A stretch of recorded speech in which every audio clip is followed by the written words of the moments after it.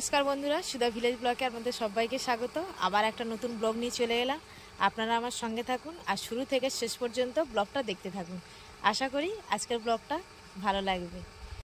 প্রত্যেক দিনের মতো আজও আমি তাড়াতাড়ি উঠে আমার সকালের বাসি কাজকর্মগুলো আমি করে নিয়েছি। আমি গরুকে বের করে দিয়েছি, দিয়ে এই যে বেঁধে দিয়েছি, আর এদিকে এই যে ছাগলগুলো বেঁধে দিয়েছি।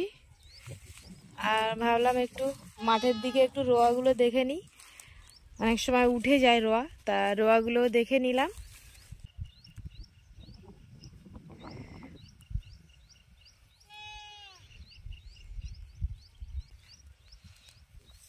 ছাগল গরু বেঁধে এসে টিফিন খেয়ে নিলাম, নিয়ে আর এই যে কালকে ধান ভাপ দিয়েছিলাম, আজকের এই যে সিদ্ধ করছি।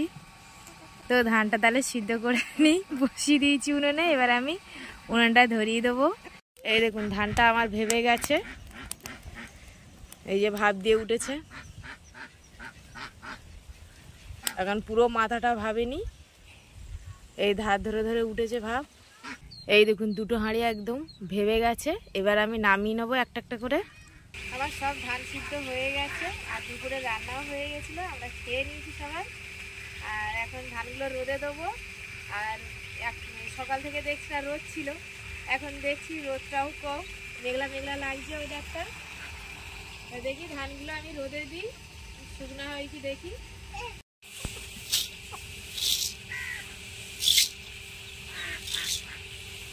ধানটা ঠান্ডাও হয়ে গেছে, এই যে খড়াতে তুলে নিয়েছি। এবার ওইদিকে কাগজ পেতেছি, কাগজে দিয়ে দেবো ধানটা, কাগজে মেলে দেবো।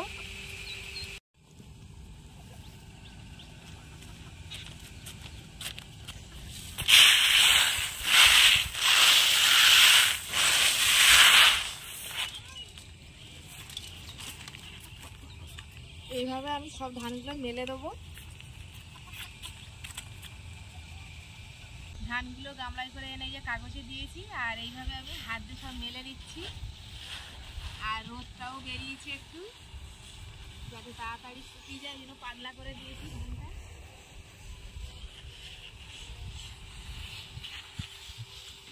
রুয়ে উঠতে না উঠতে ঘরের খোরাকি শর্ট, ওই জন্য ধানটা সিদ্ধ করলাম। আর ব্লগটা বেশি বড় করব না, আজকের ব্লগটা এখানেই শেষ করছি। যদি ব্লগটি ভালো লাগে সাবস্ক্রাইব, লাইক, কমেন্ট, শেয়ার করবেন। আর আমার পাশে থেকে আমাকে সাপোর্ট করবেন। যারা আমার ফেসবুক পেজে ভিডিওটা দেখছেন পেজটিকে ফলো করবেন।